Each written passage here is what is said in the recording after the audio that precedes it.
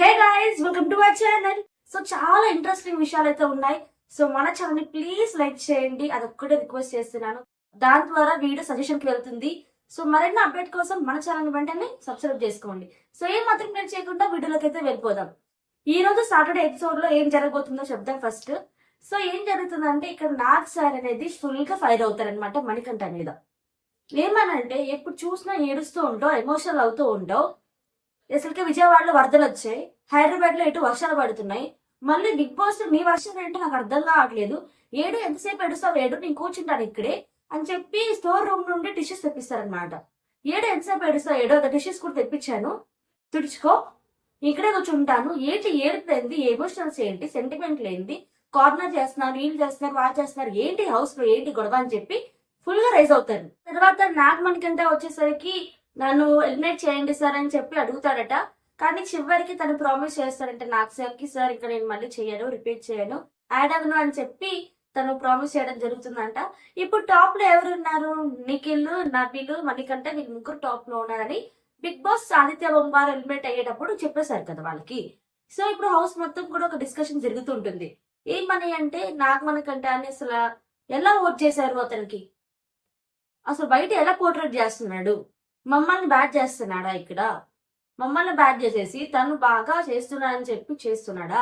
అలాగే ప్రేరణ కూడా కెమెరా ముందుకు వెళ్ళి చెప్పడం జరిగింది కదా, big boss Nag Manikanta eliminate చేశాడే బిగ్ బాస్ అని చెప్పి చెప్పడం జరిగింది కదా. సో ఇప్పుడు ఇవన్నీ కూడా మైండ్ లో పెట్టుకొని నాగ్ సార్ ఏం చేస్తారంటే నిఖిల్ ని, నబిల్ ని ఇద్దరిని సేవ్ చేస్తారు. నాగ్ మణికంఠ కూడా సేఫే, కానీ హౌస్ మేట్స్ కొంచెం ఎక్స్పెక్ట్ చేస్తున్నారు కదా నాగ్ మణికంఠ ఎలిమినేట్ అవుతాడని చెప్పి.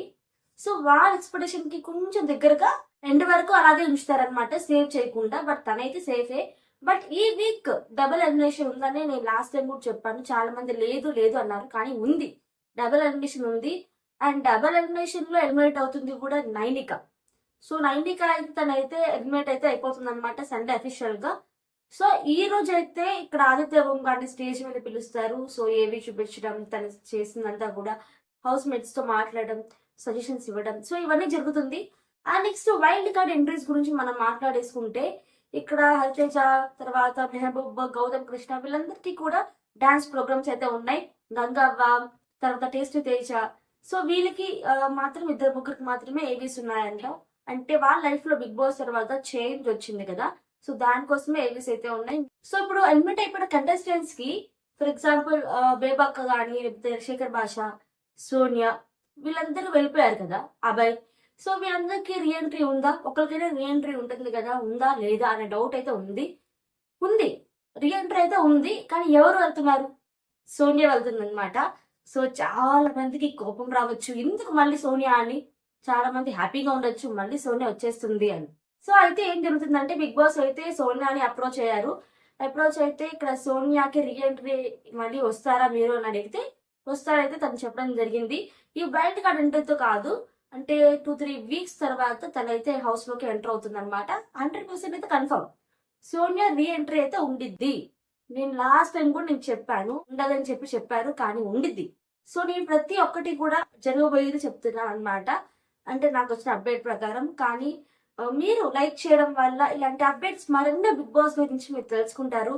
ప్లీజ్ లైక్ చేయండి, మన ఛానల్ని వెంటనే సబ్స్క్రైబ్ చేసుకోండి.